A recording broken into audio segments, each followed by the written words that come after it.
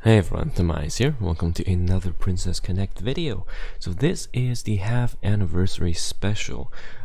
I think many of you have left comments or asked me how am I going to spend my stamina during the N3 period, because with the clan battle coming up we definitely will be spending a lot of stamina, plus the N3, meaning that all the normal nodes are going to be tripled in terms of the rewards, and then of course we're getting the 400 stamina from daily missions instead of the usual 200.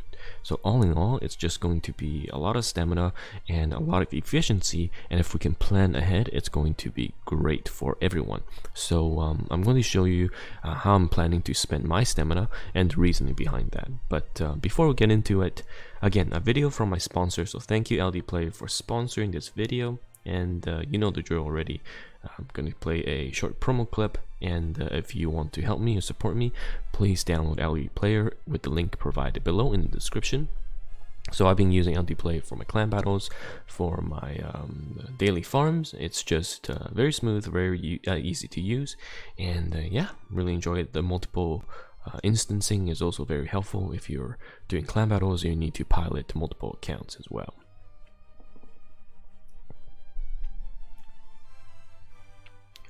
So awesome, link is going to be in the description. So going back to Princess Connect, some of the things I wanted to cover is, if you watch my previous videos, I've always promoted this tool. So this is the Taiwanese Princess Connect wiki, where you can input your units. So when you first load up the tool, it's going to be empty for you, and you can click join a row, add the character you want, and then track what your gear rank you would like the character to be. So for example, we're not getting S Tamaki for this clan battle, so she's level 1 in my box, sorry, excuse me. But for Tamaki, I'm wanting to place her at 10-4, so I track her at 10-4, and then the game will tell you, you know, what if you go to map drop mode, what gear you need, and of course you can make sure it shows all, so it displays everything, and then enter your map cap, which is 14 for us at the moment. But obviously you can go into your design map mode. So this allows you to kind of input what you have already in your own account. Make sure you click off the, you turn on the number of old editions, just because right now we are a slightly older version compared to the JP or the Taiwan server, and then some shards we need 30 instead of 20 for the weapon shards.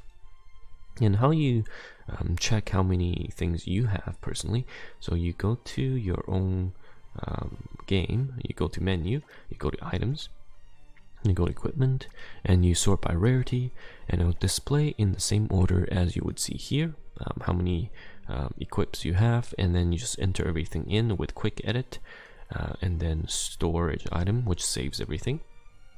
And then when you go to the map mode, it already will be there, kind of showcasing what you need to farm.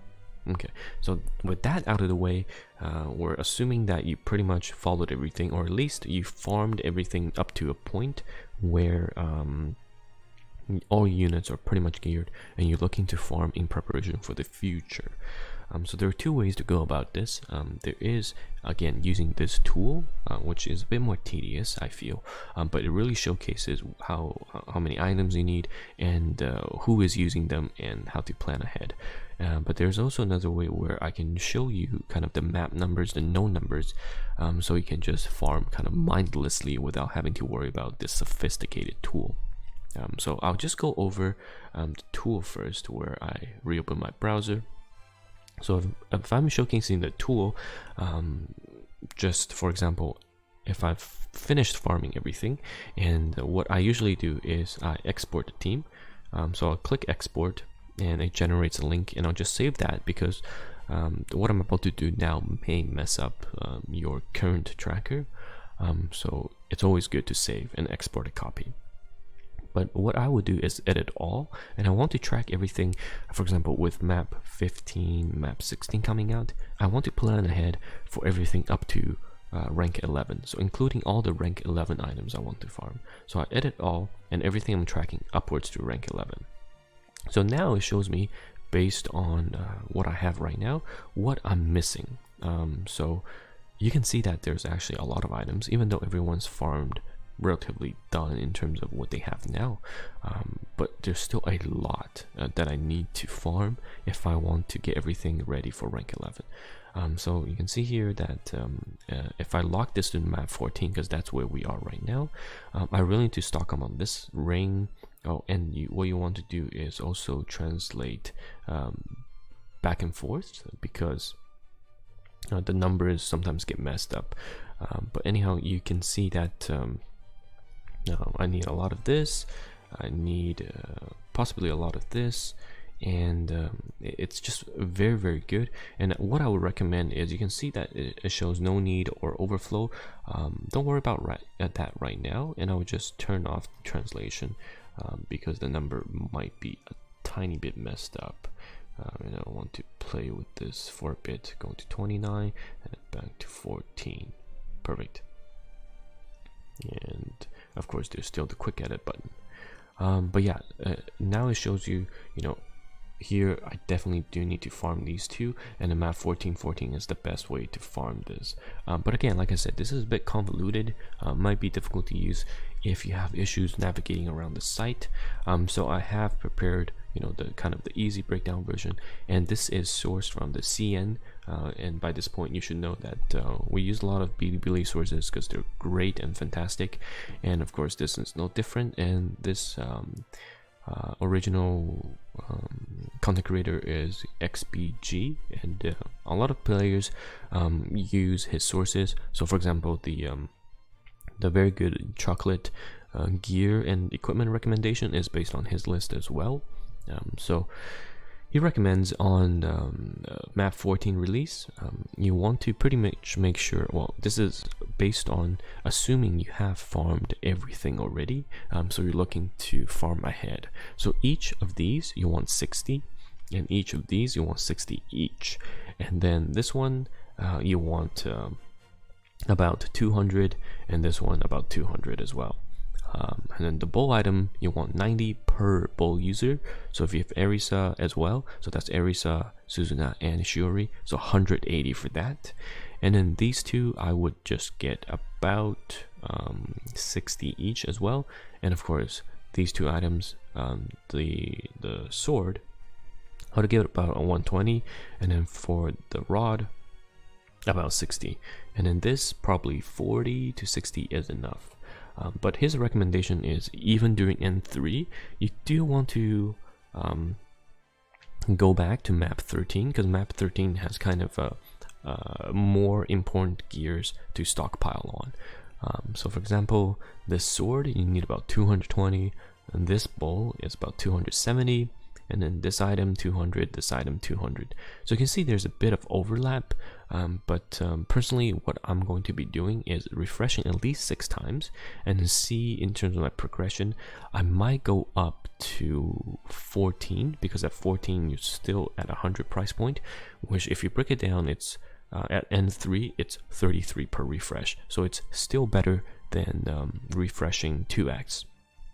And then pre-farming early just means later on you don't have to worry about it. But going back to map 13, this 200 plus, this 440, and then this rod and this spear 200 each, and then this item 80. And yeah, so it's pretty much set, because map 12 I think we've got plenty of these. Maybe I need to go back and farm the tiara a tiny bit, but everything else I've got enough copies, I feel. So with N3 you must go back and pre-farm those items, especially map 13. I feel like it's going to be very important, because we'll have the upcoming arena shuffle with some more units like Summer Tamaki, and our box is just going to be getting more and more and wider.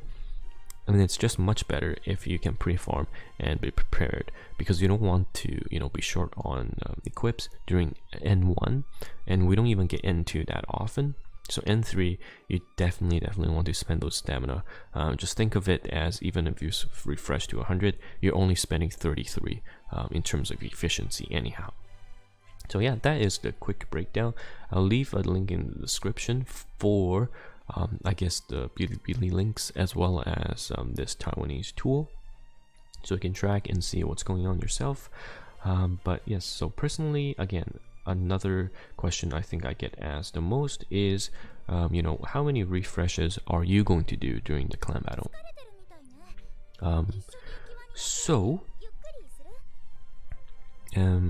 Again, at least minimum 6 for me. 14 if you want to catch up. So if you didn't start as a day 1 player, if you recently started, I would do at least 14, just because, you know, N3 is so good. It doesn't come very often. From global server, I think we'll get it every once half a year. And also when you refresh early and farm those items, you'll be getting those clan battle attacks early as well, just because you have 3 out of 3 right away, so you can attack at a moment's notice without having to go back. And in terms of the hard shards, I think doing N3, I would actually skip the hard shards. I would maybe do June. If you don't have to, you don't have June, please do June still, and then Jita. That's essentially it. Those 2 are the only nodes I'm going to farm doing N3. I'm not even going to farm the event. Everything else will be going to the normal nodes, and I'll be checking to make sure that I have stockpiled enough equipments moving forward. So yeah, hopefully that helps you. It's kind of a long video, and it's a bit more in depth than for the average player, I think.